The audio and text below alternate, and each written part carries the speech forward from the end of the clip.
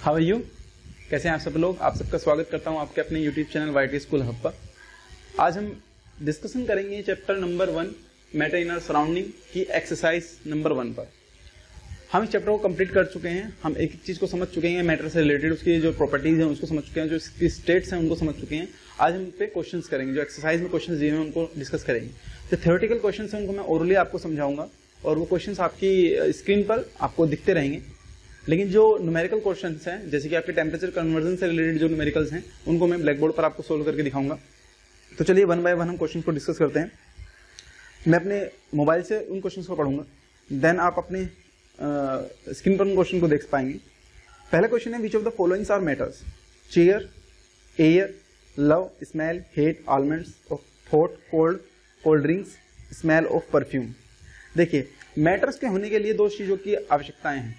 पहली कि वो कुछ वॉल्यूम कंटेन करती हो, कुछ स्पेस ऑक्यूपाई करते हो। ठीक है, अगर हम बात करें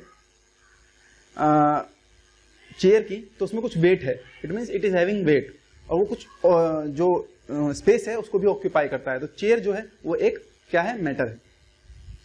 तो इसमें आपका चेयर एक मैटर है।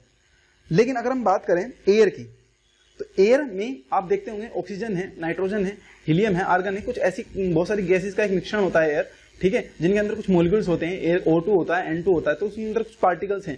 It means it is having particles, it will occupy some space and it is having some weight. Weight चाहे कम हो ज्यादा हो फर्क नहीं पड़ता, but it is having weight. So ये भी आपका एक मैटर है। Love is just about feeling. Love एक फीलिंग है, उसका कोई मैटर, वो कोई मैटर नहीं है, क्योंकि उसके पास कोई स्पेस ऑक्यूपाई नहीं करता है, उसके पास कोई पार्टिकल्स नहीं होते हैं और उसका कोई अपना खुद का कोई वेट नहीं होता है। तो लव जस्ट अ फीलिंग, तो वो क्या नहीं है? आपका मैटर नहीं है। तो आपकी जो लव है इसमें वो आपका मैटर नहीं है। स्मेल इस क्या है? स्मेल आप जब भी घर में कुछ बनाती हैं मदर आपकी, तो आपको क्या आता है? इसको स्मेल आता है। ठीक है, कोई अच्छी चीज बना रही है तो उसको जल्दी स्मेल आता है आपका। ठीक है, तो जो स्मेल आता है उस स्मेल में क्या होता है? उस स्मेल में कुछ पार्टिकल्स होते हैं। एयर में कुछ पार्टिकल्स ऐसे होते हैं जो आपके जब खाना पकाते हैं तो उसकी कुछ वेपर्स एयर में मिक्स हो जाती हैं और देन वो आपकी नोज में आकर के टच करती हैं और आपको स्मेल आता है। आपको पता चल जाता है कि क्या बन रहा है, आप पहचान जाते हैं कि मदर आपकी क्या पका रही है। तो इसका मतलब जो उसके अंदर पार्टिकल्स हैं जो आप इनहेल कर रहे हैं, उनके पास कुछ वेट है, वो कुछ स्पेस में, एयर में कुछ स्पेस को ऑक्यूपाई करके रखे हुए हैं। तो इसका मतलब हम कह सकते हैं कि जो स्मेल है वो क्या है? आपकी एक मैटर है। बात करते हैं हेट की। जैसे मैंने कहा लव क्या है? आपकी फीलिंग है। हेट भी आपकी फीलिंग है। तो हेट भी आप क्या है? आपका मैटर नहीं है। आपका हेट जो है मैटर नहीं। Almonds it is having wait. Okay, तो ये भी मैटर है आपका। थॉट, सोचने का कोई मैटर, कोई स्पेस ऑक्यूपाई नहीं करते हैं, उसके पास अपना खुद का कोई वेट नहीं होता है। तो आपका जो थॉट प्रोसेस है, जो थॉट है, यानी थॉट मतलब सोचना, विचार, ये क्या है? ये आपका मैटर नहीं है। कोल्ड, ठंडा जो होता है, कोल्ड क्या होता है? कोल्ड में ठंडा मतलब एक एहसास होता है कि कोई चीज ठंडी है या गर्म है, लेकिन वो फीलिंग है। ठंडा लगना, कोई चीज गर्म लगना, वो सिर्फ आपको फीलिंग देता है। उसकी कोई वेट नहीं कैरी करता है, उसका कोई स्पेस में कोई भी डायमेंशन ऑक्यूपाई नहीं करता है। तो वो क्या है? आपका जस्ट एक फीलिंग है। तो इसमें भी आपका क्या होगा? कोल्ड, ये आपकी एक फीलिंग है, ये भी आपका मैटर नहीं है। लेकिन अगर बात करें कोल्ड ड्रिंक की, जैसे कि अलग दिया हुआ है इसमें ऑप्शन में कोल्ड ड्रिंक, तो कोल्ड ड्रिंक क्या आप पीते हैं, उसमें कुछ वेट होता है। ठीक है, वो स्पेस में जो स्पेस है वो भी ऑक्यूपाई करता है। तो देन कोल्ड ड्रिंक आपका क्या है? मैटर है। स्मेल ऑफ परफ्यूम, देखिए ये बहुत अच्छा क्वेश्चन है। स्मेल ऑफ परफ्यूम, आप जब परफ्यूम लगाते हैं उसमें उसकी जो स्मेल होती है, आप जैसे परफ्यूम लगाते हैं अपने ऊपर, तो उसकी जो लिक्विड ड्रॉपलेट्स होती हैं, क्या होता है? वो आपकी शर्ट पर जहां भी आप लगाते हैं वो उस पर लग जाती है, लेकिन उसकी कुछ पार्टिकल्स हवा में रह जाते हैं जो आपको लगातार स्मेल कराते रहते हैं। तो जब आप जो स्मेल करते हैं ना, परफ्यूम की जो स्मेल आती है आपको, उसमें कुछ पार्टिकल्स होते हैं जो आपकी नोज में जाकर के टच करते हैं, जो आप इनहेल करते हैं। ठीक है, तो उसके अंदर कुछ पार्टिकल और पार्टिकल कुछ ना कुछ तो वेट होता है, चाहे वो कितना भी कम क्यों ना हो। तो ये भी क्या है? आपका मैटर है। तो इसमें आपका पहले क्वेश्चन में आपका लव मैटर नहीं है, हेट मैटर नहीं है, थॉट आपका मैटर नहीं है, कोल्ड आपका मैटर नहीं, बाकी सब आपका मैटर से।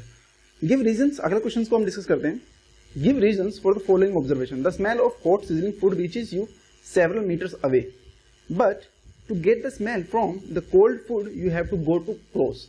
देखिए, जो मम्मी आपकी खाना बनाती है, कुछ भी गर्म चीजें बनाती है, चाहे वो कोई भी चीज हो, उसके पास कुछ टेम्परेचर होता है। ठीक है, अब जो ये कह रहा है कि जो गर्म चीजें हैं उनकी जो स्मेल है वो बहुत तेजी से बहुत दूर तक आपके पास आ जाती है, लेकिन जो ठंडी चीजें हैं उनको स्मेल करने के लिए आपको बहुत पास जाना पड़ता है। ऐसा क्यों?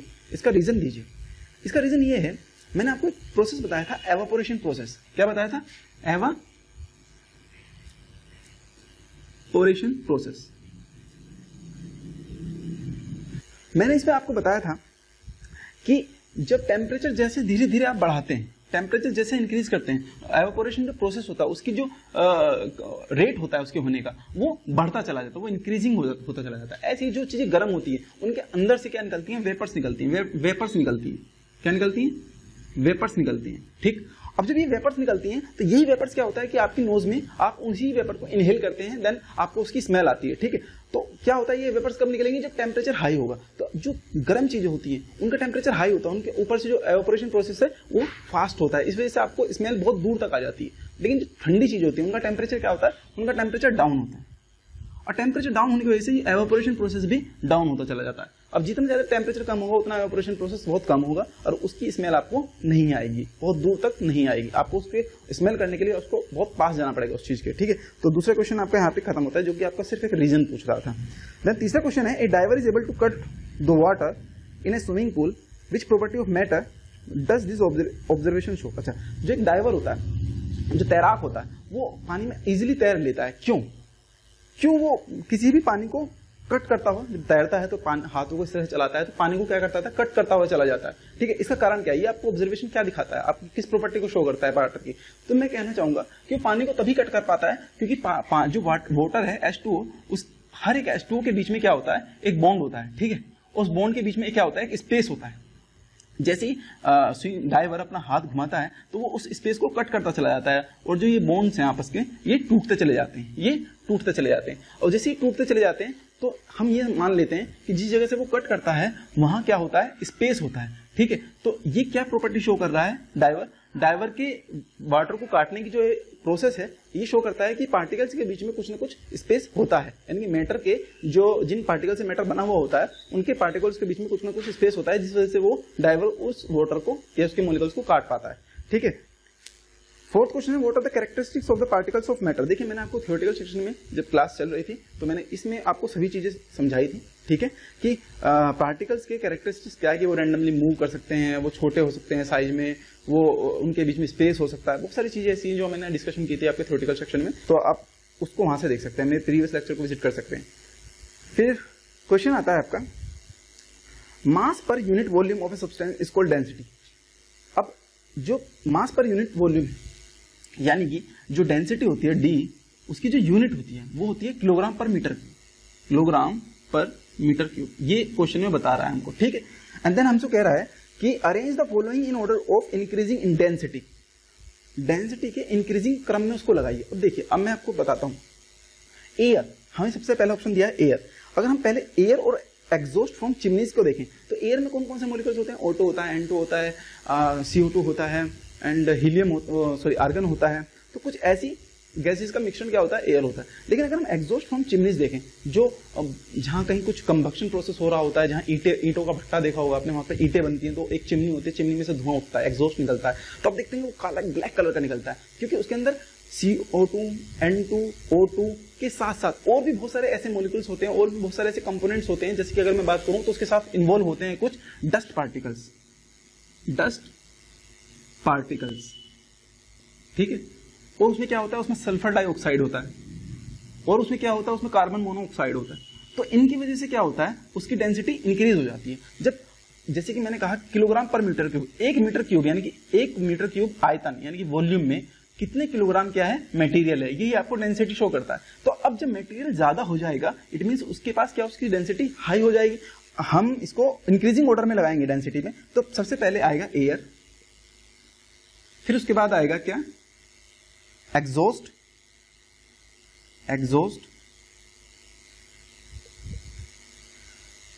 देन अब हम बात करते हैं हनी और वाटर के। आपने हनी खाया होगा, आपने देखा होगा कि वो कितना डार्क होता है, कितना विस्कस होता है। वाटर कितना पतला होता है, कितना थिन होता है। आपने चीजों को ऑब्जर्व कर सकते हैं, देखते ही ऑब्जर्व कर सकते हैं कि कौन सी चीज डार्क होती है, कौन सी चीज लाइट होती है। तो आप हम कह सकते हैं कि जो इसमें वाटर है वो क्या होगा?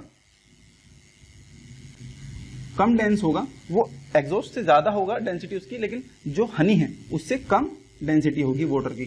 तो ये हम इंक्रीजिंग ऑर्डर में लगा रहे हैं इस चीज को, तो हमारा जो हनी है वो बाद में आएगा, ठीक है। देन आता है चोक, कॉटन एंड आयरन। अब देखिए जो कॉटन है, कॉटन चोक से क्या होता है, कम डेंस होता है, कितना हल्का होता है, उसका वजन देखिए आप कितना हल्का होता है, ठीक है। तो जो डेंसिटी होती है कॉटन की वो चोक से कम होती है। और आयरन सॉलिड पीस होता है, ठीक है, वो कितना, उसका वेट कितना हैवी होता है, तो उसकी डेंसिटी बहुत ज्यादा होती है, ठीक है। तो अगर हम इनको क्रम में लगाएं तो इसमें हमारा पहले आ जाएगा क्या, कॉटन, फिर आएगा चोक, ठीक, और देन लास्ट में आएगा हमारा आयरन पीस। ये तो इसकी डेंसिटी सबसे ज्यादा होगी, इसकी डेंसिटी सबसे कम होगी। तो हमें इंक्रीजिंग ऑर्डर में लगाना था, तो हमारा एयर आएगा, देन एग्जॉस्ट आएगा, फिर वाटर आएगा, फिर हनी आएगा, फिर कॉटन आएगा, फिर चोक एंड देन लास्ट में आयरन आएगा। ओके, तो ये हमारा नेक्स्ट क्वेश्चन भी कंप्लीट हो चुका है। Now we will discuss another question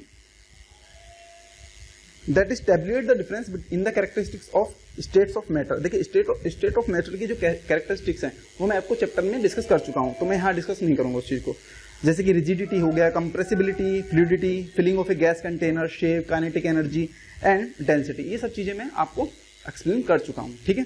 चलिए अब डिस्कस करते हैं नेक्स्ट क्वेश्चन को, जिसमें हमें क्या करना है कि टेम्परेचर कन्वर्जन करना है। हमें केल्विन में टेम्परेचर दिए हुए हैं, हमें उन्हें सेल्सियस में कन्वर्ट करना है। देखिए सबसे पहले मैं आपको बताता हूँ, 3 यूनिट होती है, एक होता है डिग्री सेल्सियस, ओके, देन एक होता है केल्विन, एक होता है डिग्री फ़ारेनहाइट। ये तीन टेम्परेचर में कन्वर्जन होता है। लेकिन आपकी जो 9th क्लास का सिलेबस है, इसमें जो क्वेश्चंस दिए हुए हैं वो डिग्री सेल्सियस से केल्विन एंड केल्विन से डिग्री सेल्सियस में कन्वर्ट करने के लिए दिए हुए हैं, ओके। हमें फ़ारेनहाइट के बारे में इसमें कोई बात नहीं करनी, क्योंकि आपके पास कोई क्वेश्चन नहीं है, ना ही कोई टेम्परेचर कन्वर्जन से रिलेटेड आपके थ्योरेटिकल सेक्शन में कोई भी न्यूमेरिकल है। देन हम फर्स्ट क्वेश्चन देखते हैं कि फर्स्ट क्वेश्चन में दिया है कि आपको कन्वर्ट करना है 300 केल्विन को डिग्री सेल्सियस पे। देखिए मैं आपको एक फॉर्मूला बताता हूं, आपको जब केल्विन में कन्वर्ट करना हो डिग्री सेल्सियस को, देन आप उसमें ऐड करते हैं 273, तो ये आपका कन्वर्ट होकर के केल्विन में कन्वर्ट हो जाएगा। This is your first equation. लेकिन अगर आपको केल्विन से डिग्री सेल्सियस में कन्वर्ट करना है, देन आपको केल्विन में से 273 को माइनस करना होगा, सब्ट्रैक्ट करना होगा, ये आपका कन्वर्ट हो जाएगा डिग्री सेल्सियस। तो अब चूंकि हमें यहाँ पे 300 डिग्री केल्विन दिया हुआ है, तो हमें सेल्सियस में कन्वर्ट करना है, तो हमको क्या करना पड़ेगा, 300 में से 273 को क्या करना पड़ेगा, सब्ट्रैक्ट करना पड़ेगा। जब हम सब्ट्रैक्ट करेंगे तो हमको मिलेगा 27 degree Celsius, okay. And now other option is 573 kelvin. 573 kelvin को जब आप डिग्री सेल्सियस में कन्वर्ट करेंगे, तो जब इसमें से आप 573 में से जब आप 273 को सब्ट्रैक्ट करेंगे, तो देन आपके पास आ जाएगा 300 डिग्री सेल्सियस। तो ये आपका केल्विन से डिग्री सेल्सियस में कन्वर्ट करने के लिए दिया गया था। नेक्स्ट क्वेश्चन के बारे में बात करते हैं। नेक्स्ट क्वेश्चन आपका कहता है what is the physical state of water at 250 degree Celsius and 100 degree Celsius. 100 degree Celsius पे आपका स्टेट, जो वाटर है उसका स्टेट क्या होगा, एंड 250 डिग्री सेल्सियस पे आपका जो वाटर है उसका स्टेट क्या होगा। अगर हम पहले 100 डिग्री सेल्सियस की बात करें, तो मान लीजिए वाटर है, क्या है, हमारे पास वाटर है जो कि 100 डिग्री सेल्सियस पे है, ठीक, ओके।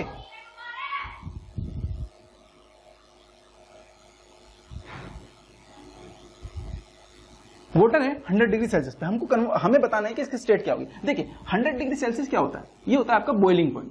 क्या होता है, बॉइलिंग पॉइंट ऑफ वाटर। यहां क्या होगा कि आपकी कुछ वेपर्स क्या होनी शुरू होंगे, वेपर्स फॉर्म होनी शुरू होंगी, जस्ट स्टार्ट होंगी, आपकी कुछ वेपर्स स्टार्ट होंगी बननी, ठीक है। तो यहां से क्या होगा कि आपका जो वाटर है ये आपका लिक्विड में भी रह सकता है कुछ, और ये आपका कुछ गैसेस में भी रह सकता है, गैसेस फॉर्म में भी रह सकता है। तो यहाँ पे इसकी जो स्टेट है वो आपकी लिक्विड भी हो सकती है और गैस भी हो सकती है, इट में भी लिक्विड, इट में भी गैस। बट अगर हम बात करें 250 डिग्री सेल्सियस की, कि वाटर एट 250 डिग्री सेल्सियस, अगर हम 250 डिग्री सेल्सियस पे बात करें, तो हमें पता है कि वाटर क्या होता है, 100 डिग्री सेल्सियस का बॉइलिंग पॉइंट है, एवापोरेशन शुरू हो जाता है, वेपर्स फॉर्म बननी शुरू हो जाती है। बट 250 डिग्री सेल्सियस जो टेम्परेचर है वो 100 डिग्री सेल्सियस से बहुत ज्यादा है, ठीक है। तो क्या होगा, यहाँ पे कंप्लीटली आपकी वेपर्स बन चुकी होंगी, आपकी कंप्लीटली वेपर्स बन चुकी होंगी। तो जो इस वाटर का जो फाइनल स्टेट होगा वो आपका क्या होगा, गैसेस स्टेट होगा। अब आपका कोई भी वाटर लिक्विड स्टेट में नहीं रह पाएगा, वो पूरा कंप्लीटली कन्वर्ट हो जाएगा गैसेस फॉर्म में, गैसियस फॉर्म में। तो आपका ये गैसेस फॉर्म में कन्वर्ट हो जाएगा, ठीक है। तो 250 डिग्री सेल्सियस पे क्या होगा, ये गैसेस फॉर्म में होगा, लेकिन 100 डिग्री सेल्सियस पे हम नहीं कह सकते कि वो लिक्विड में ही रहेगा या वो गैस में बदल जाएगा, वो इट में बी लिक्विड और इट में be gases form. Next question को डिस्कस करते हैं। देखिए, फॉर एनी सब्सटेंस, किसी भी सब्सटेंस के लिए वो why does the temperature remain constant during the change of state. मान लीजिए हम वाटर को ही ले लेते हैं। वाटर क्या होता है, लिक्विड होता है, 0 डिग्री सेल्सियस पे ही लिक्विड भी होता है और 0 डिग्री सेल्सियस पे ही आपके पास क्या होता है, सॉलिड भी होता है आइस की फॉर्म में। तो मैं आपसे कैसे कहूं कि एक ही टेम्परेचर पे दो स्टेट एग्जिस्ट कर रही हैं और उसका कोई भी टेम्परेचर क्या हो रहा है, चेंज नहीं हो रहा है, ऐसा क्यों, हमें बताओ तो सही, ऐसा क्यों होता है। देखिए, एक होता है latent heat phenomena. Latent heat क्या होती है, ये लेटेंट हीट एक हिडन फॉर्म, एक एनर्जी की हिडन फॉर्म होती है जिसका काम ही ये है कि विदाउट टेम्परेचर चेंज वो आपकी एक स्टेट से दूसरी स्टेट में कन्वर्ट हो जाता है, एक स्टेट से दूसरी स्टेट में कन्वर्ट हो जाता है विदाउट चेंजिंग द टेम्परेचर। अब जैसे कि अगर मैं वाटर की बात करता हूं तो ये क्या होगा कि 0 डिग्री सेल्सियस पे आपका अगर आइस है और आप इसको क्या करें, हीट देना शुरू करें, तो क्या होगा, सबसे पहले क्या होगा, उसका टेम्परेचर चेंज नहीं होगा, सबसे पहले क्या होगा, उसकी स्टेट चेंज होनी शुरू होगी और देन वो वाटर में कन्वर्ट हो जाएगा, और वाटर में जो कन्वर्ट होगा उस वक्त भी उसका टेम्परेचर क्या होगा, 0 डिग्री सेल्सियस ही होगा। तो इट मींस जो आपकी लेटेंट हीट है यही इसका कारण होती है कि उसका टेम्परेचर चेंज नहीं होता है, ठीक है। नेक्स्ट क्वेश्चन हम डिस्कस करते हैं। Suggest method to liquefy atmospheric gas. देखिए, किसी भी एटमॉस्फेरिक गैस को, किसी भी गैस को अगर आपको लिक्विफाई करना है तो मैंने आपको आपके थ्योरेटिकल सेक्शन में ही डिस्कस किया है कि किस तरीके से लिक्विफाई कर सकते हैं। वो कर सकते हैं, हम क्या कर सकते हैं कि उसका प्रेशर तो हम क्या कर सकते हैं, बढ़ा दें, उसका प्रेशर इंक्रीज कर दे, ठीक है, एंड देन उसका टेम्परेचर जो है वो हम डिक्रीज कर दें। अगर हम प्रेशर बढ़ा देते हैं एंड टेम्परेचर डिक्रीज कर देते हैं तो क्या होगा कि जो मॉलिक्यूल्स हैं, जो पार्टिकल्स हैं, ये क्या करेंगे, ये आपस में जुड़ना शुरू हो जाएंगे। क्या होगा, जो इनके बीच में स्पेस है, ये स्पेस कम होता चला जाएगा। अब क्योंकि टेम्परेचर भी कम कर रहे हैं तो क्या होगा कि वो सिकुड़ना शुरू होगा, कॉन्ट्रैक्शन उसके अंदर आ जाएगा। अब प्रेशर भी बढ़ा रहे हैं तो जितने भी पार्टिकल्स होंगे वो क्या होने हो जाएंगे, शुरू कॉन्ट्रैक्ट होने शुरू हो जाएंगे। इसकी वजह से क्या होगा, उनके बीच में जो स्पेस है वो कम होना शुरू हो जाएगा। तो वो जो गैस है वो अपनी गैसियस स्टेट में ना रह करके वो अपनी लिक्विड स्टेट में आ जाएगी। किस स्टेट में आ जाएगी, वो लिक्विड स्टेट में आ जाएगी। तो ये क्वेश्चन आपका यहाँ कंप्लीट होता है। चलिए वो अगला क्वेश्चन डिस्कस करते हैं। Why does a desert cooler, जो डेजर्ट कूलर होते हैं, cool better on a hot dry day. देखिए, कूलर क्या करते हैं, ड्राई डे क्या होता है, ड्राई डे में क्या होता है कि हमारे पास, ड्राई डे का मतलब है, मैं इसको रब कर देता हूं पहले। देखिए ड्राई डे में क्या होता है, ड्राई डे में क्या होता है कि जो एटमॉस्फेरिक एयर है, जो एटमॉस्फेरिक एयर है, उसके अंदर जो वाटर वेपर है वो क्या होते हैं, नहीं होती हैं, क्योंकि उसे ड्राई ही इसलिए कहा जा रहा है। ड्राई मतलब क्या होता है, सूखा। ड्राई मींस सूखा होना, यानी कि उसके अंदर वाटर वेपर ना होना। अगर एटमॉस्फेरिक एयर में आपका वाटर वेपर नहीं होगा तो वो क्या होगा, वो होगा ड्राई एयर, वो आपका ड्राई एयर होगा, ठीक है।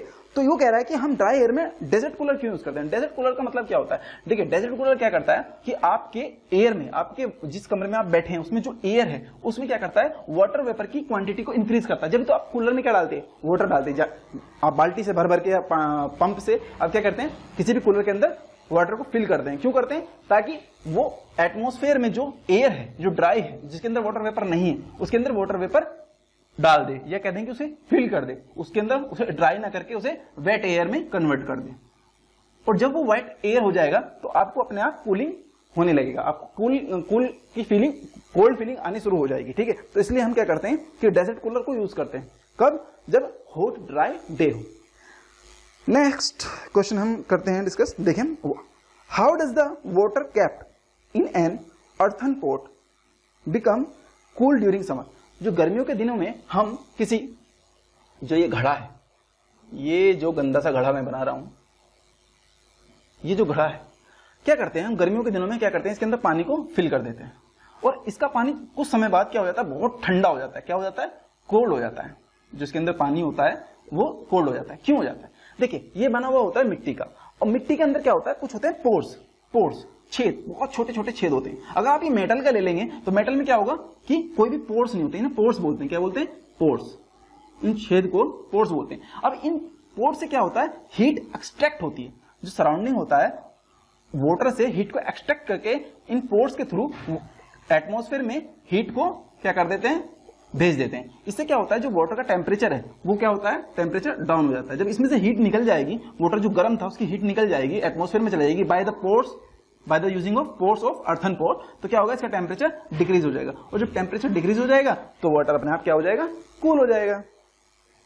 चलिए नेक्स्ट क्वेश्चन डिस्कस करते हैं। Why does our palm feel cold when we put some acetone और पेट्रोल और परफ्यूम on it? मैंने अपने थ्योरेटिकल सेक्शन में इस टॉपिक को डिस्कस किया है कि आपकी जो मदर है, आपकी जो नेल पे अपनी नेल पॉलिश लगाती हैं, उसको जब रिमूव करती हैं तो वो एक लिक्विड यूज करती हैं, ठीक है। उसके अंदर एसीटोन होता है, जैसे वो डालते हैं तो ठंडा फील कराने लगता है by using the process of evaporation process. जब एवापोरेशन प्रोसेस होने की वजह से क्या होता है कि वो चीजें एवापोरेट होने लगती है, तो क्या होता है कि आपकी बॉडी में से कुछ हीट लेकर के वो सराउंडिंग में चला जाता है। सराउंडिंग मीन्स एटमॉस्फेरिक एयर में चला जाता है, तो आपको कूल अपने आप लगेगा, ठीक है। तो ये मैं आपको उसमें डिस्कस कर चुका हूं, ठीक है, इन डिटेल में यहां डिस्कस नहीं करूंगा। Why are we able to sip hot tea और milk faster from A sorcerer rather than A cup? किसी कप में चाय पीने से अच्छा है जो सोर्सर होता है, जो सोर्सर होता है। देखिए होता क्या है, जो ये होता है और जो कप होता है, आप कप में चाय पीते हैं, आप कप में चाय पीते हैं, ठीक है। ये कप गंदा सा बना देता हूं, ये कप है, ये आप इस कप में चाय पीते हैं, तो क्या होता है, जो एरिया होता है ना, ये एरिया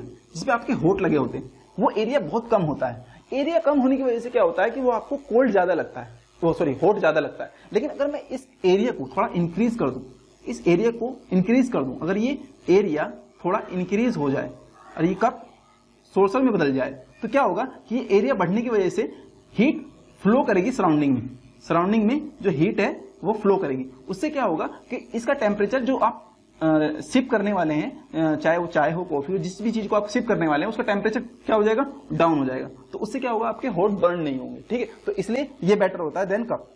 ये आपसे पूछा गया है।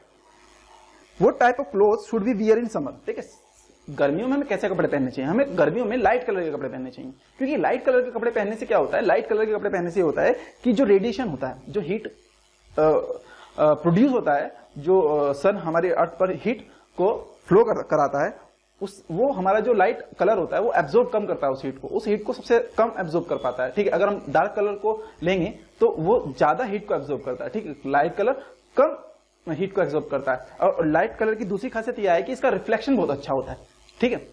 डार्क कलर रिफ्लेक्ट नहीं कर पाता लाइट को। चलिए नेक्स्ट क्वेश्चन को डिस्कस करते हैं। नेक्स्ट क्वेश्चन में क्या कहा है, convert the following temperature to Celsius scale. अब देखिए केल्विन में दिया है और हमको क्या करना है, केल्विन में कोई टेम्परेचर दिया है, आपको डिग्री सेल्सियस में कन्वर्ट करना है। तो क्या करना है, आपको केल्विन में से 273 को माइनस करना है, एंड देन जो भी क्वांटिटी आपकी आएगी वो डिग्री सेल्सियस में कन्वर्ट हो जाएगा, ठीक है। ये मैं आपको बता चुका, तो इस क्वेश्चन को मैं डिस्कस नहीं करूंगा। देन आगे चलते हैं।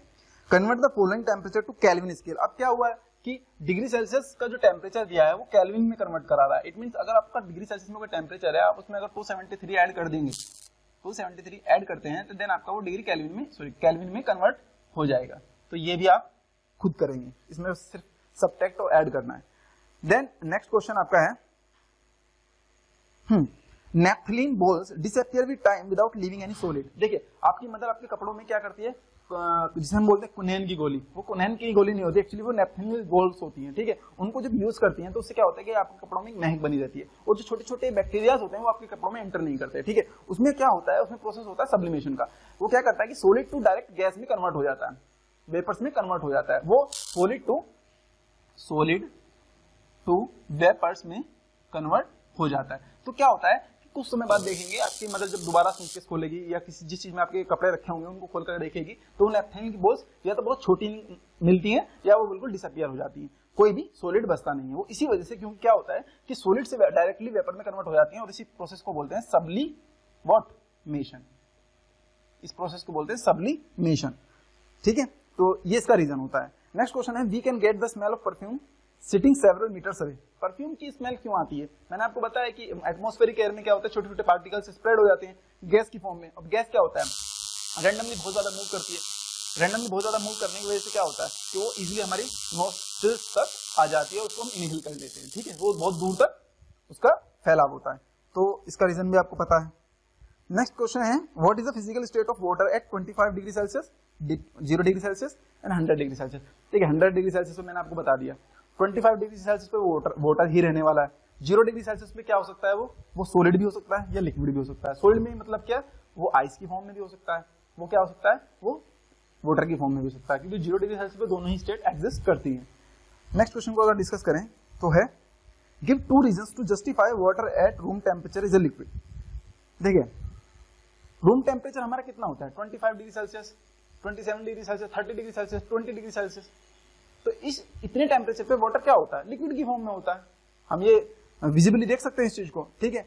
एंड देन अगला क्वेश्चन है एन आयरन अलमीरा is a solid at room temperature. Iron की जो अलमीरा होती है वो सॉलिड होती है रूम टेम्परेचर। देखिए रूम टेम्परेचर मैंने क्या कहा, रूम टेम्परेचर क्या होता है, 25, 20, 30, 37। हमारी बॉडी का जो नॉर्मल टेम्परेचर है वो 37 डिग्री सेल्सियस है। तो रूम का जो टेम्परेचर होता है वो इसमें से अगर बहुत ज्यादा सर्दियां हो तो वो हो सकता है 16, 15, 20 ये टेम्परेचर हो सकता है डिग्री सेल्सियस में। तो क्या होगा, अब आयरन क्या होता है, आयरन का मेल्टिंग पॉइंट जानते हैं आप क्या होता है, आयरन का मेल्टिंग पॉइंट हो जाए 1538 degree Celsius, 1538 degree Celsius, 1538 degree Celsius. इतना टेम्परेचर अटेन करने के लिए क्या रूम टेम्परेचर है, ये रूम टेम्परेचर हो सकता है, नहीं हो सकता है ना, इसके लिए फर्नेस की जरूरत पड़ेगी। अब आपका रूम टेम्परेचर इतना कम है तो वो सॉलिड ही रहेगा, वो लिक्विड होगा ही नहीं, क्योंकि इसका जो मेल्टिंग पॉइंट है वो इतना हाई है, इतना हाई टेम्परेचर आपका रूम का है ही नहीं कि वो मेल्ट हो जाएगा, या लिक्विड की स्टेट में चला जाएगा, गैस की स्टेट में चला जाएगा, ठीक है। तो इसका रीजन यही है कि वो सॉलिड इसलिए रहता है क्योंकि उसका मेल्टिंग पॉइंट टेम्परेचर बहुत हाई होता है, ठीक है। कितना होता है वो मैं आपको बता चुका। चलिए नेक्स्ट क्वेश्चन डिस्कस करते हैं। Why is ice at 273 Kelvin more effective in cooling than water at same temperature. देखिए 273 केल्विन, देखिए यहाँ पे आपको थोड़ा सा कंफ्यूज कर दिया। 273 मैं इसको रब कर देता हूँ पहले। अब 273 केल्विन का मतलब क्या होता है भाई, इसको आप डिग्री सेल्सियस में बदलेंगे तो क्या होगा, इसमें से क्या करेंगे आप, सब्ट्रैक्ट करेंगे 273, क्या आएगा 0, और 0 किसमें आएगा, ये डिग्री सेल्सियस में। तो 0 डिग्री सेल्सियस में अगर आपका आइस होगा तो इसके पास क्या होगी, लेटेंट हीट। इट मींस अगर आपको इसे वाटर में बदलना है तो आपको कुछ लेटेंट हीट देनी पड़ेगी इसको, देन आपका ये कन्वर्ट होगा 0 डिग्री सेल्सियस वाटर पर, 0 डिग्री सेल्सियस के वाटर पर कन्वर्ट होगा। इट मीन अगर हम 0 डिग्री सेल्सियस वाटर को किसी चीज को ठंडा करने के लिए यूज करते हैं तो आप देखिए कि इससे कम हीट वाला जो ऑब्जेक्ट है वो हमारा है 0 डिग्री सेल्सियस आइस, क्योंकि इस वाटर के अंदर कुछ आपने ऐड की हुई है, क्या, लेटेंट हीट। इसके अंदर कुछ लेटेंट हीट है, इट मींस ये ज्यादा परफॉर्मेंस, ये ज्यादा अच्छा देगा इसके कंपैरिजन में, क्योंकि इसमें क्या है, लेटेंट हीट है, जिसे हम कहते हैं हिडन फॉर्म ऑफ हीट, ठीक है। तो इसलिए हम आइस यूज करते हैं 0 डिग्री सेल्सियस पे, ना कि वाटर। नेक्स्ट क्वेश्चन देखते हैं, what produce more severe burns boiling water और स्टीम। देखिए फिर वही बात, अगर आप लेटेंट हीट के बारे में जानते हैं तो आपको इस क्वेश्चन का आंसर करने में प्रॉब्लम नहीं होगी, डिफिकल्टी क्रिएट नहीं होगी। जैसे मैं ये कह रहा है कि आपकी स्किन को या किसी भी चीज को बर्न करने के लिए बॉइलिंग वाटर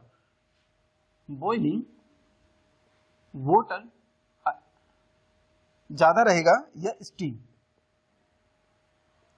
इन दोनों में कौन सा ज्यादा इफेक्टिव है किसी चीज को जलाने में या बर्न करने में, ठीक है, वो चाहे आपकी स्किन हो कुछ भी हो, ठीक है। देखिए मैंने कहा बॉइलिंग वाटर क्या होता है, 100 degree Celsius, only 100 degree Celsius पे बॉइलिंग वाटर जो होता है वो बॉइल होना शुरू हो जाता है। लेकिन अगर हम स्टीम की बात करें तो स्टीम क्या होता है, गैस फॉर्म होती है। गैस फॉर्म कब होती है, जब ये 100 डिग्री सेल्सियस से ऊपर इसका टेम्परेचर हो। अगर इसका ऊपर 100 डिग्री सेल्सियस से ऊपर होगा या 100 डिग्री सेल्सियस भी होगा तो देन आपके स्टीम में क्या होगा, आपका क्या होगी, लेटेंट हीट ऐड होगी, लेटेंट हीट ऐड होगी स्टीम के अंदर। यानी कि जो स्टीम की पावर है वो बॉइलिंग वाटर की पावर से ज्यादा होगी किसी भी चीज को बर्न करने के लिए, क्योंकि इसके पास क्या है, एक हीट की और फॉर्म ऐड है जिसे हम कहते हैं लेटेंट हीट। और जो लेटेंट हीट इसमें ऐड है तो ये ज्यादा जलाएगी इसके कंपैरिजन में, ठीक है। आप देखते होंगे जो आप कुकर वगैरह में कुछ पकाते हैं तो उसकी जो सीट ब्लो करती है, विसिल करती है, तो उसमें से स्टीम निकलती है, उसका टेम्परेचर उतना ही होता है जितना बॉइलिंग वाटर का होता है, बट क्या होता है उसके अंदर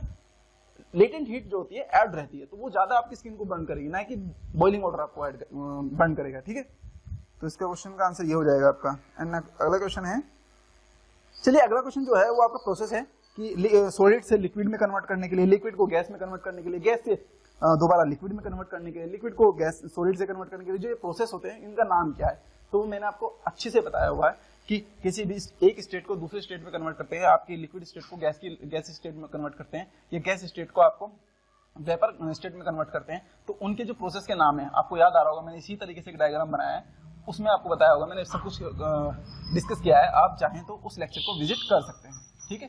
तो मैंने इस तरीके से आपको बताया हुआ, तो वो लास्ट क्वेश्चन आपका यही है। तो यहाँ पर आपका जो फर्स्ट एक्सरसाइज है वो कंप्लीट होती है आपके matter in our surrounding chapter की, ठीक है। तो यहाँ पे कंप्लीट आपका जो चैप्टर 1 है वो कंप्लीट होता है। हम अगले लेक्चर में जो नेक्स्ट चैप्टर है उसको डिस्कस करेंगे। तो आज के लिए थैंक यू, मिलते हैं नेक्स्ट लेक्चर में। Thank you so much.